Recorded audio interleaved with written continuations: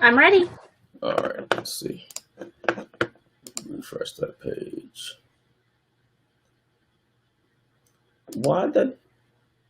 There I'm we ready. go. All right, we're good to go. We're good. All right. Welcome back, everybody. Our session now is on Google Forms, and Mike is going to put the link into the chat of the slide presentation so you can have it. So here's where we are. Back to the beginning. And those of you who are just joining us for the first time, my name is Amy Brown. I'm the music specialist at Laura Deering Elementary School. I work with Mike, and I've been working on technology integration into my music curriculum for the past five years to get to the point where I am right now. So it doesn't happen overnight, just take small little steps. We do one thing at a time. As Mike and I have said in the last couple of sessions, know that this is not an easy task. And we're all going to make mistakes. Even Mike and I mean, he's still having trouble with the link. So we all make mistakes. And the key is can we problem solve to get ourselves out of that problem? And so that's where we want you to be able to be. We're gonna fall on our face, but we're gonna pick each other up and help each other out. So if you need anything, feel free to reach out to me. And I'm sure Mike is the same way, and will help you get through what you need to do. So today's focus is Google Forms. And so our theme for this whole little mini con is collaborating and lesson planning and how to work those things together. So once again, just like in the last session, I'm going to show you some templates that are already pre-made. We're going to talk about, once again, how to collaborate and share these forms with teachers so that you don't have to work by yourself. There is something in Google Forms that we're going to spend most of the time on, and it's called Mastery Paths. And so this is a unique feature that maybe a lot of you are not familiar with. Maybe you know how to make a standard form, but the Mastery Path is good for student differentiation. And this is like golden. So we'll get that. And then I just added in the last 10 minutes, since he wants me to make sure that we talk about Canvas, since that's our CCSD LMS platform, I'll be showing you how to take the form that you create and put it into Canvas. So we'll make sure we do that, and then we'll have questions at the end. So before we go into any templates, let's get to just a basic Google Form page.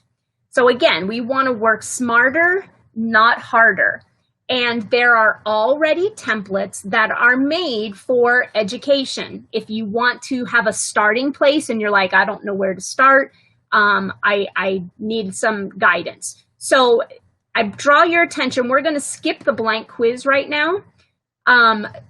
You have an exit ticket format, an exit ticket template. So if you're looking for what to put in and how to do it, you can click on that, and then you just, it will make a copy into your Google Drive, and you can start changing the content and the titles and the pictures for you, but it has the general outlay. You have an assessment one here. So if you want to create an assessment, you can do that. I'm going to show you a better option instead of trying to use that form. And then you have just a basic standard worksheet. You have a course evaluation. Maybe if you're higher education, you might want to do that, or like in a presentation like this, if we were doing course evaluations, you could do that, or professional development. The other thing I do want to draw your attention to that's made here is a contact information form.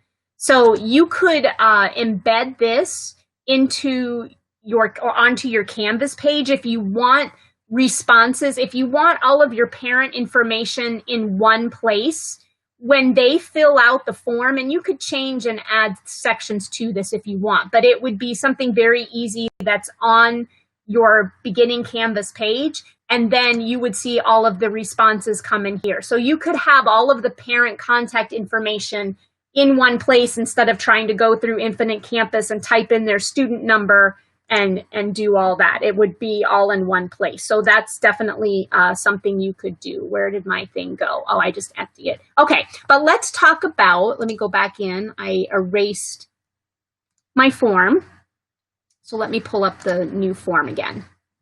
So talking about quizzes, when you're trying to assign point values, what you're going to really want to do is you're going to want to start a new form, not do it as a quiz, start as a new form, and then I'll show you, once we get in, I'll show you where it is, where you can just slide the link or the slider that says make this a quiz. And the reason for that is you may decide, hey, I don't want this to be a quiz after all, I just want this to be information or a this or a worksheet. And so you have that option to turn it on and off there. If you make it a quiz, you don't have that option to go backwards. It's always a quiz. So it's always kind of better to just build whatever your content is. And then if you want to make it a quiz, you have that option. So that's just a little tidbit of information for you. So if we go into looking at some templates, the first one I'm going to show you is a unit plan, and Mike gave me permission to share this with you, and this will be in your slideshow. So you don't have to, he won't put a link in, it's already attached. Maybe if it comes up. Here it is, okay. So this is one that he made, and I just asked to use it. Again, work smarter, not harder. Why would I recreate something that's already fantastic? So if you look in here, this is a unit planning template. Okay, this is a unit planning template. So if you and your team are working on what do our units look like, you can see there's 11 sections here. So you just name your topic, your rationale, your assessment, and then it goes through each lesson. So he set up templates for every single, here's lesson 1, here's lesson 2, your grade standards. But what he also did was, with him being a computer teacher, he already put in the ISTE standards for you. Now, if you're just joining us for the first time, the ISTE standards are, he put the link right here so you can get to it. These are what should educators be teaching or doing with students in the sense of moving kids towards 21st century skills with technology. So he put those in there, and he also put, there's a different set of standards for students. What should students be doing and what should teachers be doing to meet those requirements? So I challenge you, a lot of us maybe have not been familiar with them, and maybe you have been under the impression, well, I'm not a computer teacher, I teach reading. But even if that is a true statement, it's everybody's responsibility as an educator to reinforce standards to make them competent for 21st century job skills that they're going to need, even if you just put little bits and pieces in there. So I challenge you to look at this, but he's given you everything here. Lesson 2, everything is exactly the same. And so this is a way to do lesson planning, that you could do that. Again, if you're going to share, you can go over here to the collaborative, you go to the 3 dots and you can add someone as a collaborator. That's where you would make someone that. Just a little note, if you notice, if I add Mike in here, all right, there's only one option. There is no commenter, there is no viewer. If you're going to, I'll show you how you can still you can just send it to them as a viewer. That's a different thing. But if you go through the collaborator, you're actually wanting someone to help change your form and work together on it. So just a little note there for you. It's not like necessarily Google Docs. Or if you want to send it to somebody, this is where you can send it in their email. You can send it as a link and an embed code. We'll get that to the end when we start talking about Canvas. So you can still have them view it if you just want to send them what it would look like. But it's not all in one place like it is with Google Docs. Excuse me. Okay. If you just want to view, So if you want to see what it looks like from a student view, you just click preview and it will show you what it is. Now, he's not going to let me have access to that, so that's okay. I'm going to go back and show you my second one, and we can look at that. So here's one that I made for elementary music, and this is with composers. And this also has some, not really necessarily mastery path, but it has different sections. And there's a difference between adding a section and adding a mastery path. So we'll show you that in just a minute. This is with Ludwig van Beethoven. I suppose that if you have anybody where you are looking at historical figures, or it could be story characters in a book, you could do this same thing if you wanted to. So this is just a little scavenger hunt. It just says, where am I? And so the students that are working together, they put their name here, who the kids are, and what class they're in, so I can keep all the data together. And then what I asked them to do, I had a picture of Beethoven here, and then I started from general, and then I got to specific.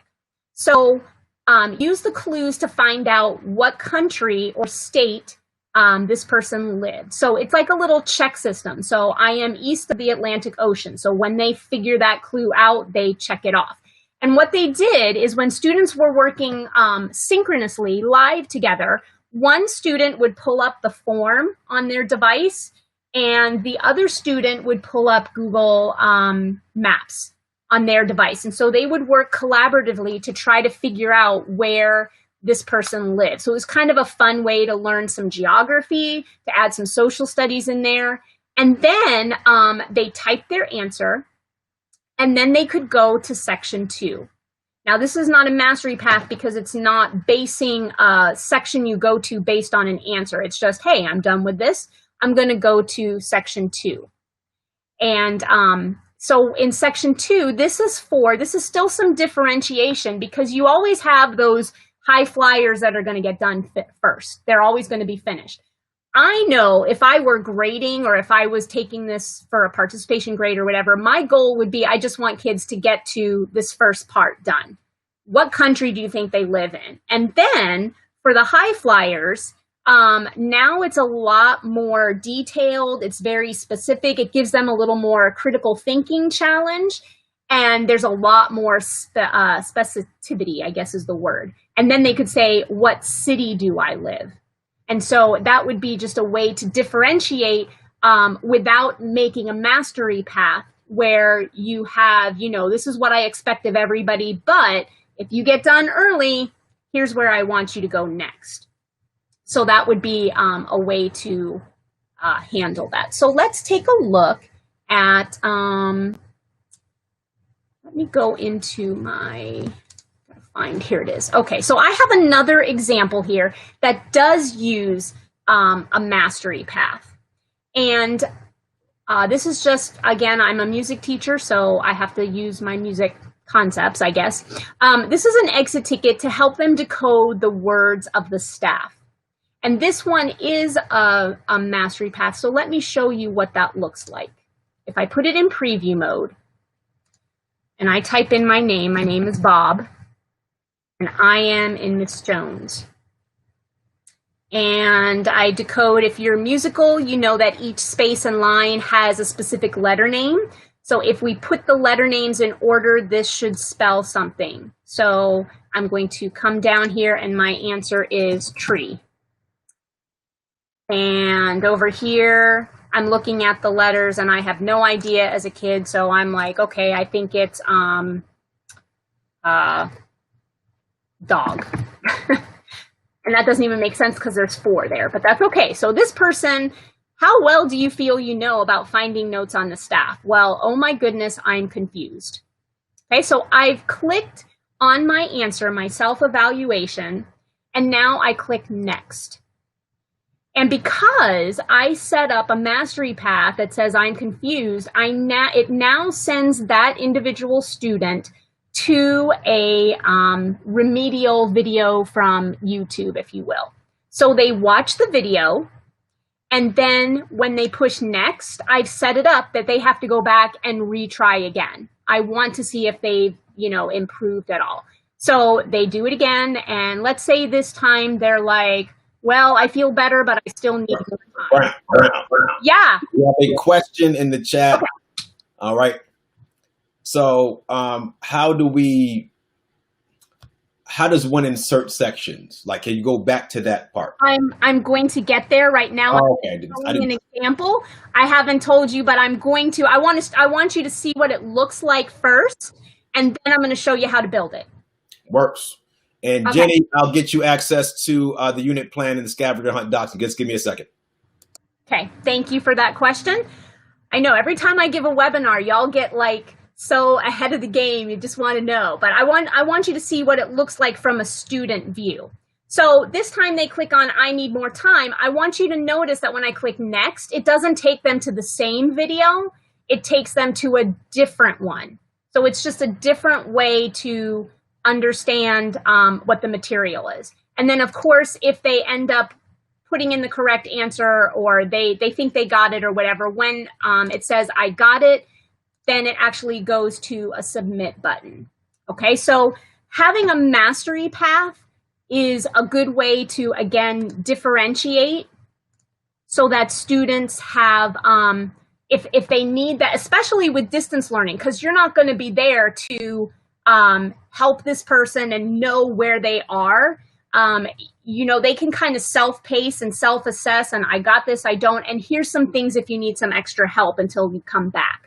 The other thing I was going to say before I'm going to walk you through how to actually do this, but you could set up not necessarily a mastery path, but just separate sections. If you have your SPED students or students that have trouble typing or they need that speaking, you could set it up where, or this group is really good at writing paragraphs and this one, they need a multiple choice version. You could set up two different sections with the same content, knowing how successful your students are going to be. If a student is not going to be able to write you a 2-paragraph essay or an essay period, then you're going to want to give them an alternative. So you could just put that in, you could make it a mastery path, or you could just have it as a choice board where they pick the section that they want to do. Okay, so let's go in and make a new one. And we're going to build this so you can see exactly what it looks like. So up here, customize theme. I'm not going to do anything. I'm just doing the content. But if you don't like the colors and you want to add pictures and do all that fancy stuff, that's where you're going to do that. But I'm not going to take the time to do that right now. Okay. I did want to, before we go back, I do want to take you to the gear because this is where I wanted to show you where you can make it a quiz. So whatever you do and you make your content, if you go into the gear and click quizzes, now you can make it a quiz or you cannot make it a quiz. So you have a little more flexibility than if you start by making it a quiz, you can't go back. You can't get out of it. Now you're like, well, I didn't want that a quiz. So now you're redoing a whole form. Whereas this way, make it in a blank form and then decide if you want it to be a quiz. You can do that as well. Okay, so I'm going to title this. Let's see, I'm going to call this Math Fun. And adding simple digits or something. Sorry, all you math teachers, I'm not a math teacher, but we're going to go here, okay? We're going to keep it simple. All right, so when I clicked on that, it's going to add a question. And I come over here and I have choices. I can make it a short answer, a paragraph, multiple choice. You can have check boxes, kind of like, check all that apply if you have more than one answer. You can make a drop-down menu, and then you have that file upload.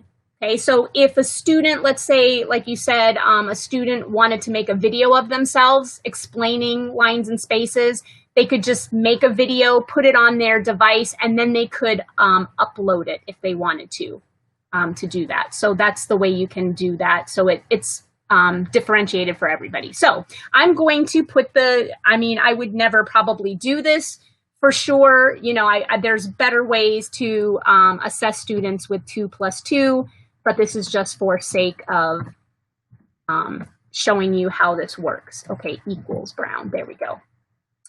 Okay, and I'm going to make this because if you're going to, if you want to make it a mastery path, you're going to want it to be like a multiple choice so that you can set the path. So my answer is 3, and then I'm going to add another option. I'm going to add a 4, and I'm going to add a 5.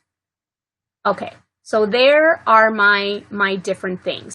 I'm going to require it down here at the bottom, okay, because if I don't require it, then I'm not going to know. So if you want them to answer the question, make sure you do that. You have a choice to delete it and duplicate this question as well. And then if you click the 3 dots, description, go to section based on answer, and shuffle. You're going to want to go to section based on answer. So let me show you that again. I type in my answer, I type in my question and my answer, and I come to the 3 dots and go to section based on answer. Okay, so what it does is it brings up a drop-down menu for each one. Now, the problem is I don't have another section yet. I just have, this is section 1, math fun. So what I'm going to do is I'm going to come over here, and here are your tools. You can add a question, you can import a question, you can add a title, you can add an image to this. That's how I added the picture of Beethoven. I can add a video, but here's where I add a section, the equal sign. Okay, so you can see underneath, this is where you can just add a section. So in the scavenger hunt, I just added a section, but I did not tie it to the option of making it a mastery path, so to speak. Okay, so this way, when I tie it to a specific answer, it is going to do that. So this question is, or this one is, I'm going to call it adding to I'll just call it digits, adding 2 digits. All right, and I should have done this a little, I wasn't quite prepared for this, but so bear with me. I should have prepared a little better. Okay, so I have add 2 digits, and now I'm going to add the video. Okay, so let me go over here. I should have had this up for you. I apologize. Have all my tabs ahead of time and I didn't kind of plan too well. So I'm just going into YouTube. I'm just doing a general search, adding 2-digit numbers. All right, so I have a whole bunch of things here. I can pick whatever I like. Oh, this one looks good. It's got pictures. I'm not saying this is a good one. I'm just not being sure, you know, that's what it is. Of course, you're going to want to watch the entire video all the way through. Even though this video says it is approved for NVCCSD.net, somebody has watched it and approved it. I always double check anyway. So you go up to whatever, whatever the URL is up here, and you just copy it. Okay, so I copy that, and then I come back, if I can find my right one here. Must be this one. Okay. I just paste this in. I push the magnifying glass, and it should bring up exactly what I wanted. So I just click on it, and I select it, and now that is in there. And I'm just going to put single digit addition. Okay, so that this single digit addition is now tied to the number 3. Okay, or it's going to be tied to the number 3. I haven't done that yet. Hang on, because I didn't put it with the right section. Haha, have to go back in. Okay, so my section is adding 2 digits. So they didn't get the right answer. So I want the drop down menu, and I want to add it to this section, adding 2-digit numbers. I'm just, for sake of ease, you could add more content or different content. I'm going to do the same one for number 5, because that's also a wrong answer. And I'm going to do the same thing. They didn't get it right, so I want them to get some extra help about adding 2-digit numbers. Okay, and then if they get the correct answer, I want them to go to the next section, which I'm going to add one, and it's not going to really be the next section because that would be the remedial one. You can see that there. So I'm going to start a new section here. Actually, it would be the next section. Sorry, I'm confusing you. Okay. All right, so the next section, this is section 2, so it will be the next section that they're going to if they get the right answer. So I'm going to say, let's see, adding, I don't even know. Sorry, math people. It's not complex, but I'm just going to say it, complex numbers. Oh, sorry, guys. All right, so I'm going to add a question now. And it's going to say, let's say 10 plus 25.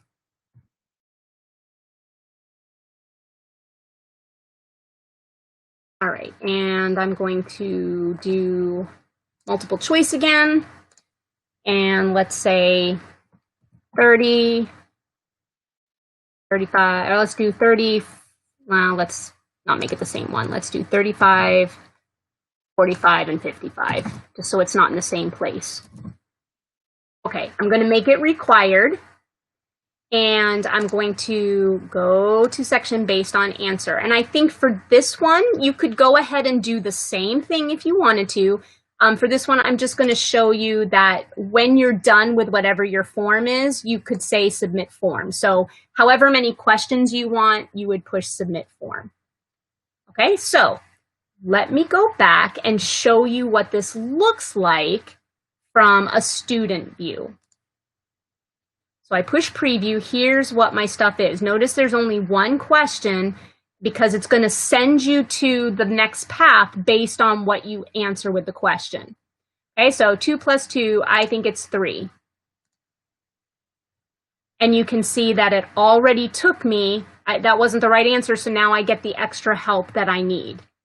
Okay, so then what I need to do is go back because you can see right now when this is done that I submit, and I don't want that. You could if you wanted to, but since I don't want that to be a submit, I want them to go back and redo it again. So this adding digits part right here, I'm going to, let me see where I am.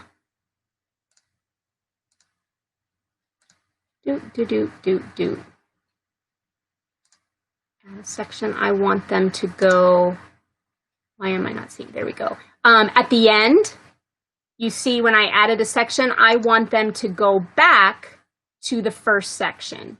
So I just added another section so it thinks there's something else right now, and I'm going to put them back into Math Fun. I want them to go back and redo it again.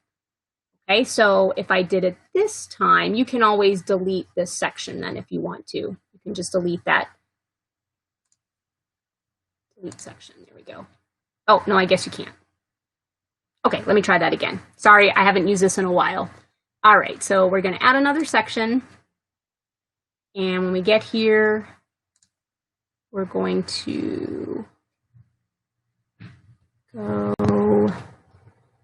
Maybe Mike can step in for me. Mike, I'm having trouble here. All right, what's our issue? I'm trying to get them back to, when they do this section, I'm trying to get them back to the first part. So they can redo it. So show me, I just had it and now I just lost it. So if you want to oh, there it is. I added it. There you go. All right. Never mind. Okay, thanks. So I just added another section and then it comes right after that. And then you can send them back to it, to the first part. So let me go up and show you again. Sorry if I'm confusing people. All right. All right, so here's my question. I pick a number 3. That's not the right answer. They watch the video, and then I tied this back to the first section by adding an additional section to send them back. Okay, so it takes them right back to where they are so they can get the correct answer. That's what I wanted to do. Now, if you are sitting here, I know that's kind of a lot in just this short amount of time, and you're like, oh my gosh, like I couldn't keep up with that. if you are going to buy the link, that will help you walk through it. If there's one or two parts you're confused of, we can put that in the chat and I'll try to walk through that again. But mastery paths are, again, they're good for differentiating and being able to have students work at their own pace. Not every student is going to get the right answer the first time. And when you're not there live, you're only going to be on live for a few minutes with them every day. So you've got to have something where they can walk themselves through and be able to get the assistance and the help that they need. So let's take a look at Brown, just a second. Yeah. So the other thing with this is that's really powerful is you just don't have to send them to another place in the form. You can send them to different places on the internet as well. So you're not limited to the mastery paths just inside of. So if you say the kid does X, Y, and Z and is really good, and they're supposed to do Imagine Math afterward, you could put a link to Imagine Math in there. Once you finish all this stuff, here's the Imagine Math link, or here's my Google Earth link, or whatever, Google Classroom, Canvas, whatever you want to deal with. So you can really create an ecosystem here with the links in the kid making choices, whether it's choices, what my favorite ice cream, and those kids are going to a certain place, or again, the math example she just used with you. The other question, we had a question from Candace in terms of how do you use it in order to grade and organize all the forms, right? To grade all the forms. So can you show her what the quiz function is in there, Brown? The quiz, yeah. So if you wanted to make this a quiz, then you're going to go up here to the gear, and you're going to come on over here to the quiz function and make it a quiz. And then you can, if you go down here, you have choices of the missed questions, correct answers, and you can assign point values if you want to right from here. Does that answer the question? Hopefully. Okay. Let's take a look at how do I get this. Now, I love this form and it's great, and I would, it's gonna, when I click on the title, it's gonna pick whatever the first one is. So how do I get this into Canvas? I'm going to go up here to the send,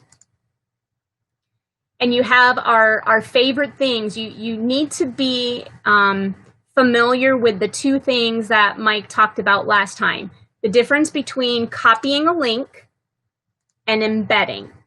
And if whenever you can embed, you want to go with that option to go ahead and stick it right into whatever you're using, a website or Canvas or whatever. It's right there because it will just, you can look at it from that thing. If you put it in as a link, it's going to open up a new window and send you somewhere else. So when you can embed, and that gives you that option, that's what you want to do. So I'm going to start with the embed, and I'm just going to click on the embed, and I'm going to copy it. Okay, so I'm going to go into my Canvas, and you're already in whatever page or whatever module you want. So here's my module or my assignment, whatever you want to call it, embedding in Canvas, and I'm going to go to the edit button.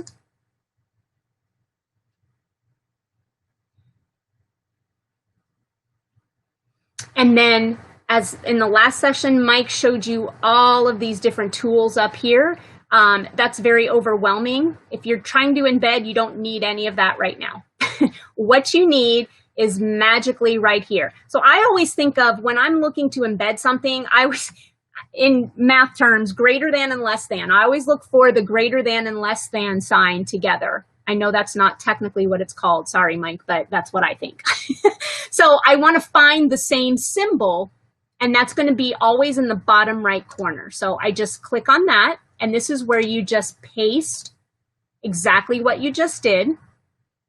And you're going to come down here. If you're publishing your course, you can, but right now you just want to save it, see if it works. Okay, so there you see my form is right there.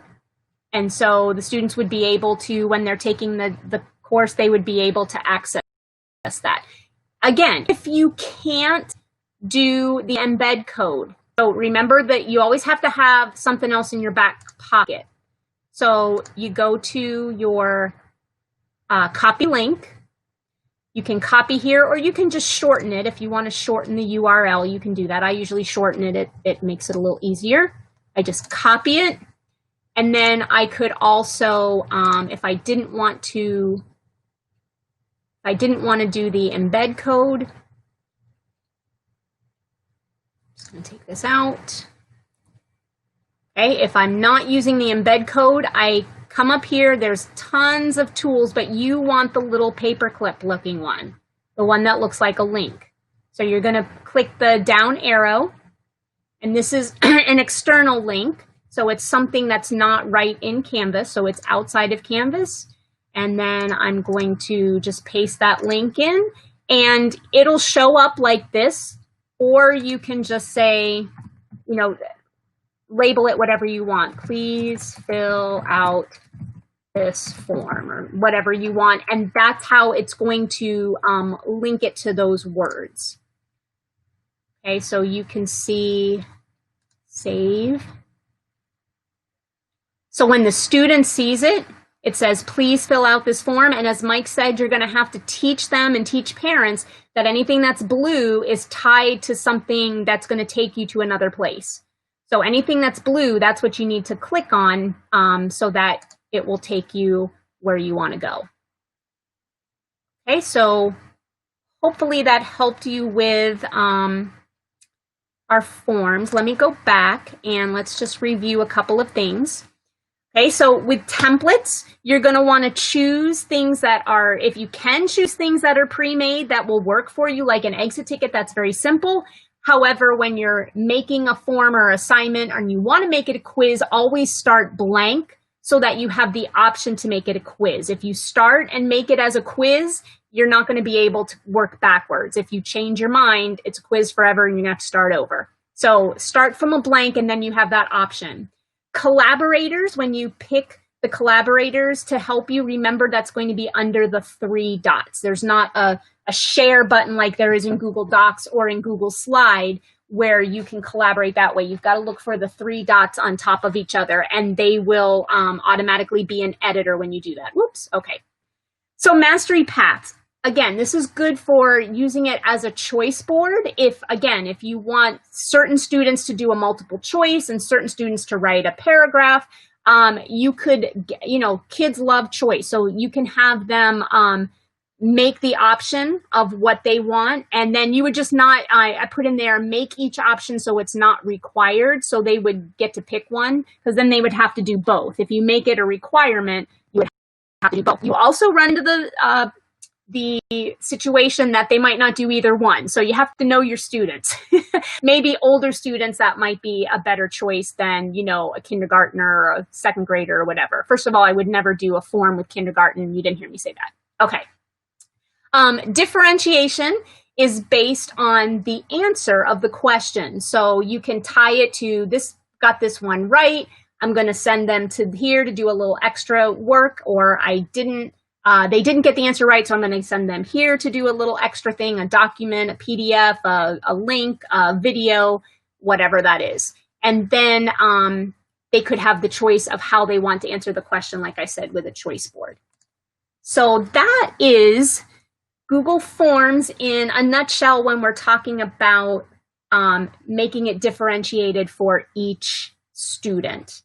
And we did talk a little bit about lesson plan or unit planning and sharing and collaborating. So now my question is, do you have any questions for me or Mike? Candace has a question here. And Candace, I'm going to screen record it because it'll be easy for me to screen record and just email that out to everyone. But at Brown, you can take this question right now. It's in terms of the quizzes, how do I individualize? So I see what an individual kid did with the quiz rather than seeing everyone's scores aggregate. Okay. So Mike, if I don't do this right, tell me, because I don't use it very often. But when you go into responses, you can't really, I would have to write in the thing. What you have a choice here when you have responses. I'll try to find a form where I do have multiple responses. It'll give you a summary where you can see everybody, and then there'll be an option here that says individual. So if you want to see just a specific student, you would go to individual and click through to that person, and then you would see their individual data. So you would see the whole summary, and then you would see the individual data. I don't have something. You would also be able to aggregate that. So that's one way. The other thing is if you kick it up to the spreadsheet, right? If you kick it out to your spreadsheet, Yes. you're going to have the ability to go by the kid's email or whatever and see exactly what they did all the way around. So the biggest thing is inside here, you can see personally, and I kind of what I mentioned the first hour, I don't like to do, and Candace, I'm gonna get you access to the slides. So there are two things with forms. So first and foremost, sharing forms, very, very difficult to do because sharing forms, making someone an editor of a native form gives them access to the data that goes along with the form. So you want to be very careful in terms of sharing a form with another person because they're going to have access to your data. You have to copy it multiple times and share it through a Google Drive. So I'm going to actually take everyone's email and share it through Google Drive to you, not through Google Forms. So if you can't access the form, don't sweat it. I'll give you access. If you have a Gmail, if you've registered with a Gmail account, I'll give you access to that form in Google Drive, not in Forms. Second of all, again, the Mastery Pass was a very, very cool use of vocabulary by Brown because of the fact that if you have some familiarity now with Canvas, Mastery Pass is the vocabulary they use inside of Canvas to be able to go in, allow students to go to a different place and handle their business that way. In terms of Google Forms, you can kind of simplify that process so you don't have to learn how to do Mastery Paths inside of Canvas yet. One of the things we're going to try to work through this school year is Canvas, not pushing Canvas Mastery on people now, but moving people toward Canvas Mastery as we go along through the school year. Because I think it was unfair and showed a kind of a lack of empathy for people to believe that teachers could be able to pivot that quickly from a Google Classroom to Schoology or Edmodo or whatever you were using before to Canvas, which is a lot more complex of a system. It's really high quality learning management system, but very complex. So you can simplify Google Forms using Google Forms to deal with what you need to deal with. I'll put the slide link back inside. So the slide link for the Google Forms slide there. There's also going to be, again, remember, we're going to continue to do this the entire school year. So every month we're going to try to do, hey, this is how you can basically walk yourself through this other thing. We're not going to abandon you. That's one of the things that being local teachers, that's not in my vocabulary to say one-time professional learning. This is kind of like, let's give you a crutch that you can kind of lean on until you get out of August, and in September, let's hit you with some new stuff. So for the time being, Forms can be used simply as kind of this, think of it kind of in terms of what Brown showed you. Let's build these paths that kids can kind of choose their own adventure. I'm old enough to choose their own adventure. Books were the things that I read when I was in the library as a kid. That was my jam.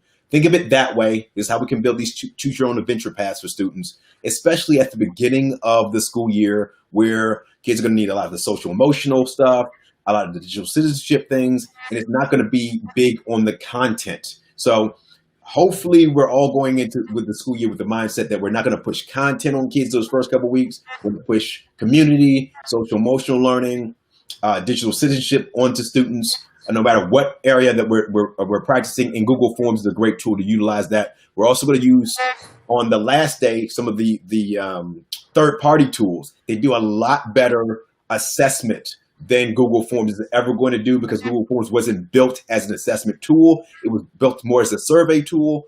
Your GoFormatives, your Nearpods, they're a lot better in terms of very easily assessing your students than Google Forms is ever going to be. But Google Forms is a great tool to kind of be aware of, also to get information from your parents. So that's going to be abundantly necessary at this point. I don't know, who knows what our attendance policy is going to be in terms of how many times we have to reach out to our parents and ensure that families are, up and, doing what they need to do. And Google Forms is a great place to take that form, put it on your school website, put it on your personal Google site that you build, whatever, so that parents have a way to contact you very, very quickly. And I showed the pre-made template of the Google form in the contact information at the beginning. So you have that already done. You just have to use that and change it how you want it, tailor it for how you want it, and then embed it the same way into your Canvas. Facts. So I'm going to share that link again for the slideshow she just did. So it's here in the chat. All right, so you have that. Those are the links to her exact slideshow again. The slideshow she just did. Do not worry about the scavenger hunt, Brown. You're gonna have to unlock the scavenger hunt so people can access that. See, I told you, I always forget that. Don't worry about that, but you're gonna have to deal with it inside your Google Drive, because if you give them the link, then they're gonna have access to all of the results. It's gonna get mucky. So inside Google Drive, you're gonna have to go to your Google Drive, which you're doing Google Drive tomorrow, I believe. In your Google Drive, you'll get this was shared with me. You're simply going to make a copy of the form inside Google Drive. I don't know why it's that way. It is the way that it is. But if you stay on the original link, you will see everybody who's ever used that form's information, which I learned the hard way a couple years back when I was doing doing some PD for some people. And they were like, hey, why do I have this kid's information in there? And everyone's stuff was on the same spreadsheet. It was just like horrendous, not good. It's a issue. I don't have that. Mike, sorry. Lisa has a question about the contact info template. That's just it's in form, not Drive. Is that why she can't see if she's in Drive? Yes. You have to go in and make a new form. So I'm going to get through it really quickly, Mullinex, with the last couple seconds we have. So all right, so Mullinex, that's a different situation. So at the very beginning of the deal here, I'm gonna touch you off real quick, Brown. All right, inside here, all you're going to deal with is I want a brand new form. So if you go to docs.google.com or just type Google Forms inside there, at the top of the form, I'm actually going to switch to my school district one so you can see it a lot easier. At the top, you'll see contact information. It's a template. Like, you don't have to do anything. You just have to click on it and change it the way that you want. And if you're someone at Deering or whatever, I can give you access to one we kind of dealt with at 3 o'clock, but you can go through and change this the way that you would like. So it's not something that Brown created. It's something that's already there. A template. So again, go through this templates, walk through them, exploit the templates first. You don't need to create anything from scratch. Just utilize the stuff that's up there, change things around. If you want to get funky and put your own logo and your own color scheme on it, by God, do that. But if this already exists and it's going to keep you from having to work very, very hard in August, because you're going to get so much crap thrown at you during those 2 days, those 10 days about Canvas and, kids coughing in the class and who got to wear a mask. You're going to be thinking about all kind of other stuff.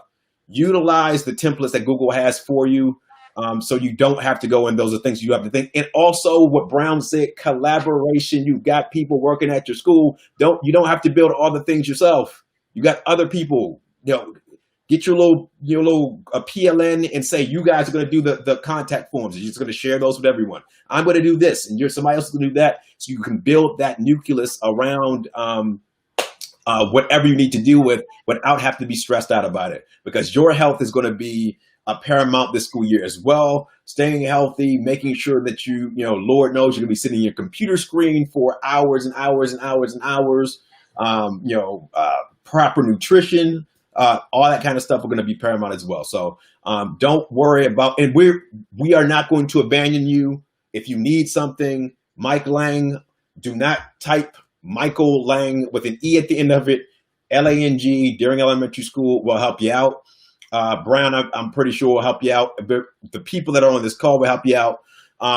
It'll be dope.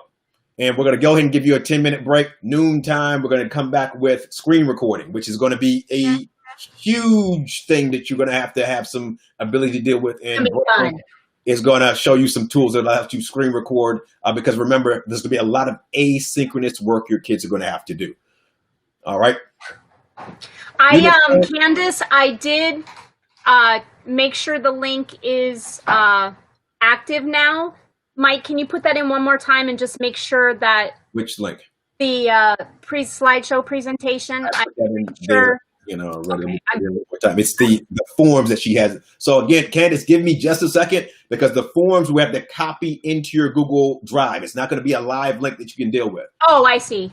Copy to your Google Drive, and then we'd have to share that manually with you. So I'm going to have to go. That's going to take me just a little bit of time. And Brown, I'll get with you to do that same thing. So give us just a little, just a couple of minutes, and we'll get that shared with you.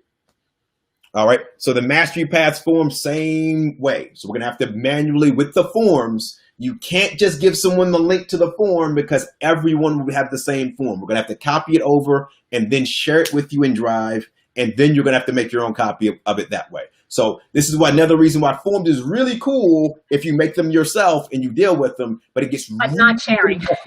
really messy when you start to share them all over the place because all it takes is one person to just give you the link and then suddenly everyone's data is all over the place. So give us just a second. We'll handle it. So we'll see you guys in about, give us 5-6 minutes to switch everything over. All right. You have the link in your email as well. So if you somehow